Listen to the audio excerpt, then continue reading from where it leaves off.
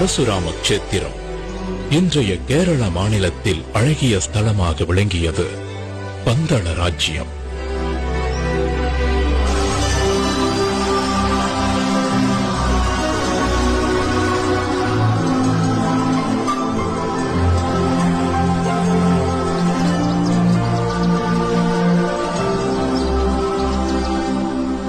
வனங்கள் சூழ்ந்த பூமி.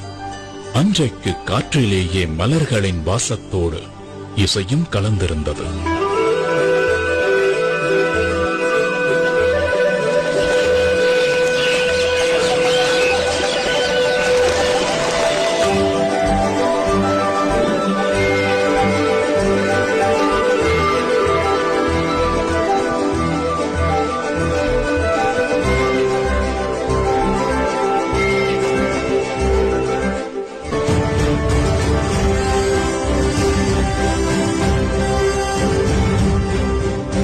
மன்னர் ராஜசேகரன் ஆட்சியில் பந்தள ராஜ்யமே சீரோடும் சிறப்போடும் இருந்தது.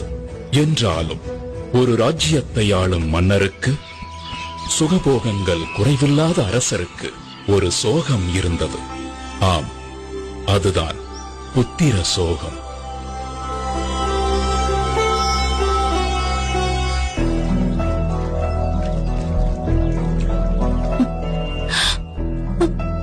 இதை எண்ணி தினமும் கண்ணீர் வடித்துக் கொண்டிருந்த மகாராணி கோப்பெரும் தேவிக்கு எப்படி ஆறுதல் சொல்வதென்றே தெரியாமல் தவித்தார் மன்னர் ராஜசேகரன்.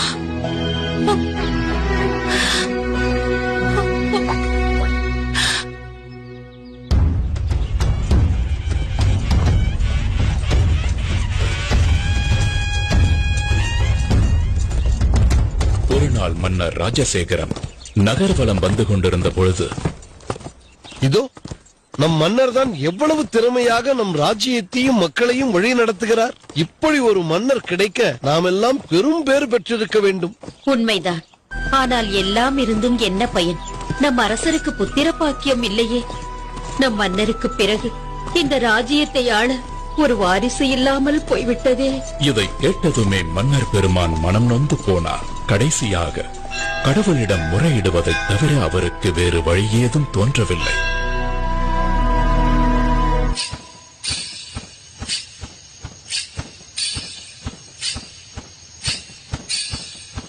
அதே நேரத்தில் அரசருக்கு வாரிசு இல்லாததால் மகிழ்ச்சியில் மிதந்து கொண்டிருக்கும் ஒருவரும்